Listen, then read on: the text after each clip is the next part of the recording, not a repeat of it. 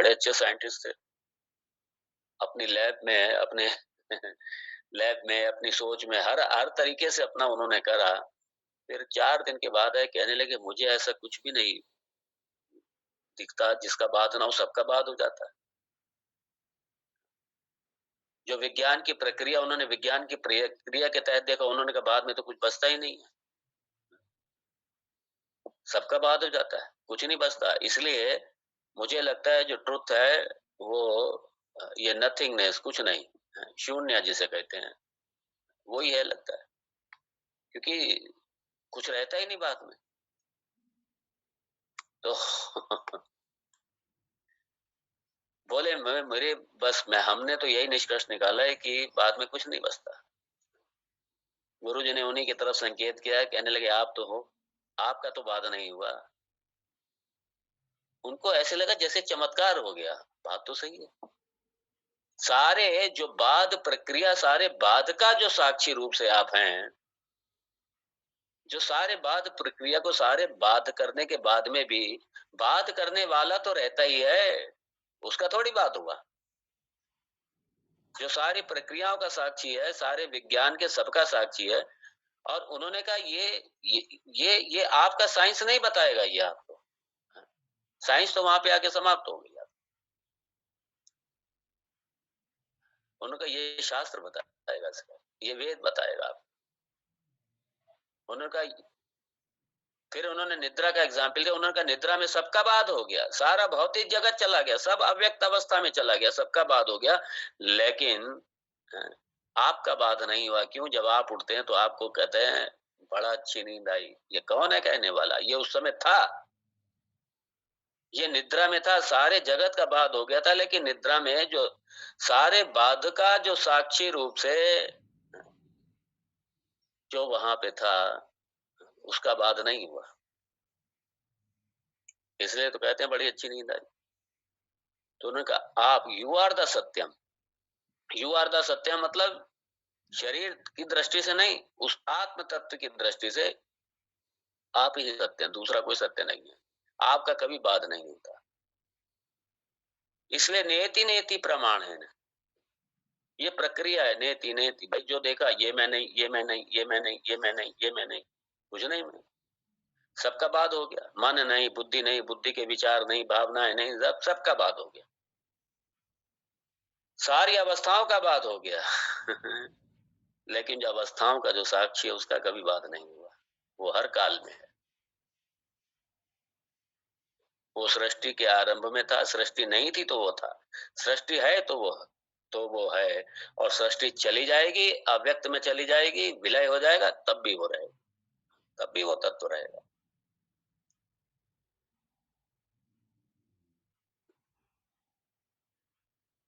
क्योंकि अगर कोई ये कहता है कुछ नहीं रहता, अरे कुछ नहीं रहता, तो कुछ नहीं रहता, ये कहने के लिए तो कुछ है ही। जो कह रहा है कि कुछ नहीं रहता अर्थात उस कुछ नहीं है, उसका भी तो साक्षी है जो ये कह रहा है कि कुछ नहीं रहता।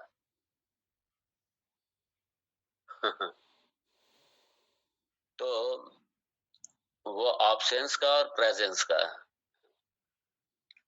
उपस्थिति अनुपस्थिति, स्थिति लय सबका साक्षी होने से, इसलिए उसका बाद नहीं होता। नैति नेति, ये वेद प्रमाण है इसके लिए।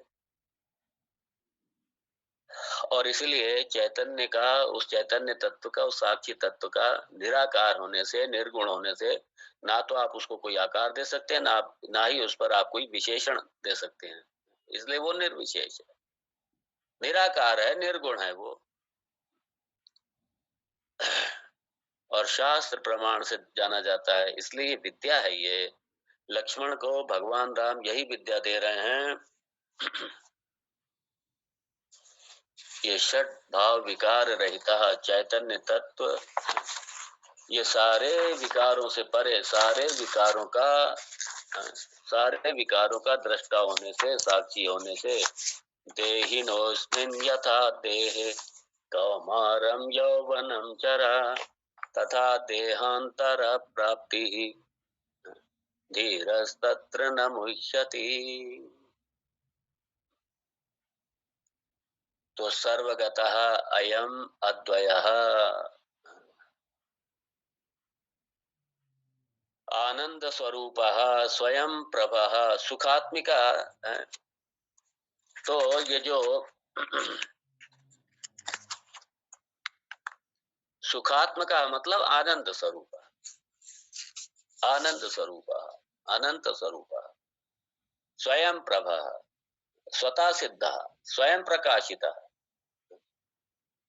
किसी दूसरे से सत्ता लेने की जरूरत नहीं है इसको। सारा जगत उस ब्रह्म तत्व पर आश्रित है, सारा जगत ब्रह्म तत्व से सत्ता ले रहा है।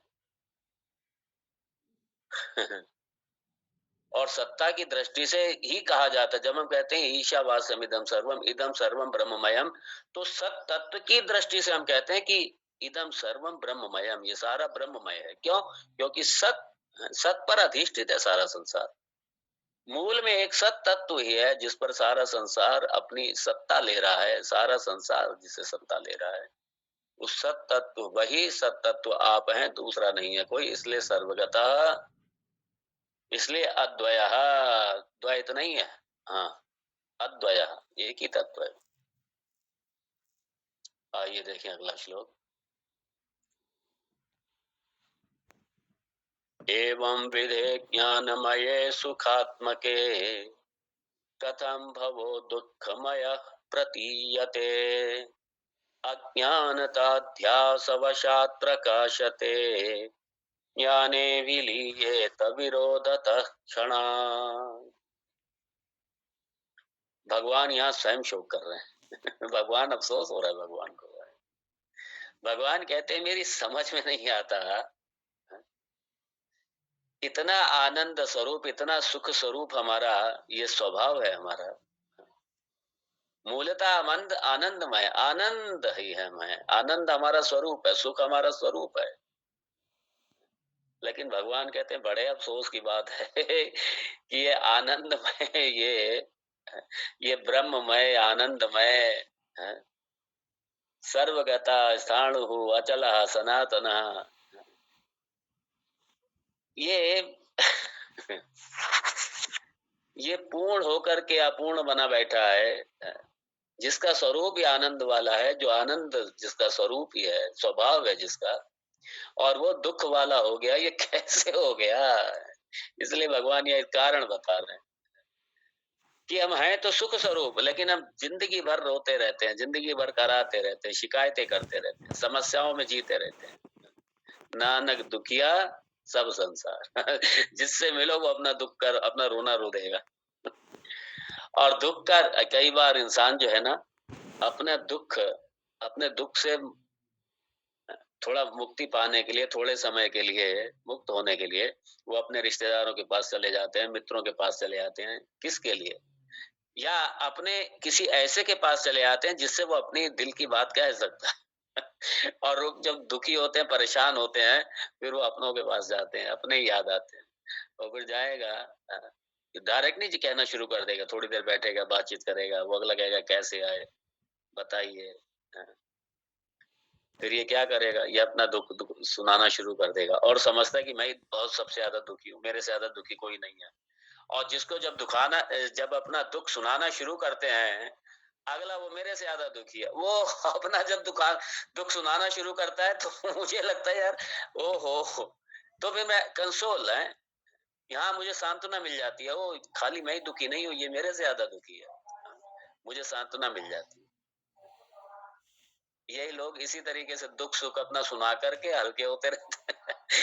अपने आंसू पोंछते रहते हैं। भगवान कहते हैं यही तो मुझे अफसोस है। भगवान राम जी कह रहे हैं मुझे यही तो अफसोस है कि इतना आनंद स्वरूप होते हुए और ये दुखी क्यों हुआ बैठा है, ये रोने धोने वाला क्यों बना बैठा है, ये समस्या वाला क्यों होना बैठा है, जिसकी कोई समस्या नहीं है, जिसका कोई दुख नहीं है, और वो दुख वाला हो गया, समस्या वाला हो गया। भगवान राम जी यहाँ पे अफसोस कर रहे हैं कि कैसे हो गया ये इतना दुखी, क्यों इतना दुखी हो गया ये, और ये सारे मानव की स्थिति यही है। बड़े ये इसीलिए इसलिए अपने संबंध जो है ना कभी नहीं बिगाड़ने चाहिए। हाँ, कुछ अपने लोग होने चाहिए जिनसे कम से कम आप अपना दुख सुना तो सकें, आपके दुख सुख में काम तो आए। इतने लोग तो होने चाहिए अपने आसपास। ये संबंध, ये रिश्तेदारी, ये मित्र, ये सारे ये इसी के लिए बना है संसार सारा। ये परिवार, ये समाज, अगर ये सब ना हो आदमी विक्षिप्त हो जाएगा। अकेला आदमी रह ही नहीं सकता, विक्षिप्त हो जाएगा। हाँ, अगर कोई ज्ञानी है तो उसकी बात नहीं कर रहा मैं। संसारी अगर है तो उसे ये सब चाहिए, एक सपोर्ट सिस्टम चाहिए जो उसके दुख को हल्का करे कम से कम, वरना विक्षिप्त हो जाएगा इंसान। इसलिए संबंध चाहिए, परिवार चाहिए, अपने चाहिए। आप अपनों के अपने बनिए और अपनों को अपना बना के रखिए। ये जिंदगी का, ये व्यवहारिक जीवन का एक बहुत बड़ा सूत्र है। ये जरूर अपने बना के रखिए और अपनों के अपने भी बन करके रहिए। आप अपनों के अपने बनेंगे तभी आपके अपने भी आपके अपने बनेंगे। आप अपनों के अपने नहीं बनेंगे, आपके अपने नहीं बनेंगे। भगवान यही कह रहे हैं, एवं विधे, एवं विधे, ये इतना सुंदर, इस तरीके से कैसे ज्ञानमय, ये इतना सुंदर ज्ञानमय, सुखात्मक है, आनंदमय, ये इतना सुंदर आनंद जिसका स्वरूप है, ज्ञान जिसका स्वरूप है, इस तरीके से जो चित्त स्वरूप है, ज्ञान स्वरूप है, आनंद स्वरूप है, भगवान कहते हैं पता नहीं मेरी समझ में नहीं आता। ये लक्ष्मण, दुखमय कथम भवे प्रतीयते, ये दुख वाला कैसे प्रतीत होता है, ये दुख वाला कैसे बन जाता है, ये कैसे दुखी हो रहा है, ये जिसका स्वरूप से जो आनंद स्वरूप है, जो सुख स्वरूप है, आनंद स्वरूप है, ऐसा प्राणी, ऐसा ये मानव, ये कैसे, ये आखिर ये दुख में कैसे बना बैठा है, ये रोने धोने वाला कैसे हो गया। ये लक्ष्मण से कह रहे हैं, ये बता तेरा आनंद स्वरूप है, जो तेरा वास्तविक स्वरूप है वो तो आनंद स्वरूप है, और उससे चित होकर के ये कैसे दुख वाले बन के बैठ गए। भगवान अफसोस कर रहा है कि ये बड़ी विचित्र बात है। इसलिए यही तो संसार है, अज्ञान ही तो संसार है। इसलिए जो जो दुखी है, सीधी सी बात है, भगवत गीता की शुरुआत यहीं से हुई, भगवान ने शुरुआत यहीं से करी कि जो जो इंसान दुखी है इसका मतलब एक नंबर का बुद्धू है, एक नंबर का अज्ञानी है, सिंपल। और चूंकि सारे दुखी है, अपवाद स्वरूप उन ज्ञानियों को छोड़ दो, उन संतों को छोड़ दो, जो भगवान का सहारा लिए बैठे हैं उनको छोड़ दीजिए, बाकी तो सारे के सारे दुखी हैं। नानक दुखिया सब संसार और वही सुखी जो नाम आधार। चाहे मान लीजिए वेदांत के माध्यम से कोई अपने अपने स्वरूप को जान लिया, ब्रह्म का बोध हो गया, उनको छोड़ दीजिए, या फिर जो पूरी तरीके से वेदांत नहीं है उनके जीवन में, लेकिन पूरे तरीके से श्रद्धा भक्ति से उन्होंने मान लिया कि बस भगवान ही मेरे सर्वस्व हैं। वो ज्ञानी नहीं है, लेकिन श्रद्धा भक्ति से उन्होंने भगवान को मान लिया कि ठीक है भगवान एक सत्ता है, भगवान मेरे राम मेरे इष्ट के रूप में किसी रूप में है वो, और वो मेरी शरणागति है, वही मेरे सर्वस्व हैं। अब अगर दुख मेरा है तो वो जाने और सुख मेरा है वो जाने, मैंने सुख दुख सारे उनके चरणों में डाल दिए, खत्म। वही सुखी जो नाम आधार। भगवान यही कह रहे हैं इस समय कि आखिर जो आनंद स्वरूप है, जो सुख स्वरूप है, जिसका काल भी कुछ नहीं बिगाड़ सकता, जिसका मृत्यु कुछ नहीं बिगाड़ सकती, जो मृत्यु से परे है, काल से परे है, उसका अधिष्ठान है, जो सबसे परे है, और उसके बाद में दुखी हो रहा है, वो क्यों दुखी हो रहा है, समझ नहीं आता भगवान का क्या कारण, क्या है इसका। अब भगवान इसका कारण कल बताएंगे, हम लोग भी कल देखेंगे। सबके प्रति मंगल कामना करते हुए, भगवान के चरणों में प्रणाम करते हुए, और भगवान पूरी महिमा गौरव के साथ में अपने अयोध्या नगरी में अपने धाम में वैभव के साथ पधार रहे हैं।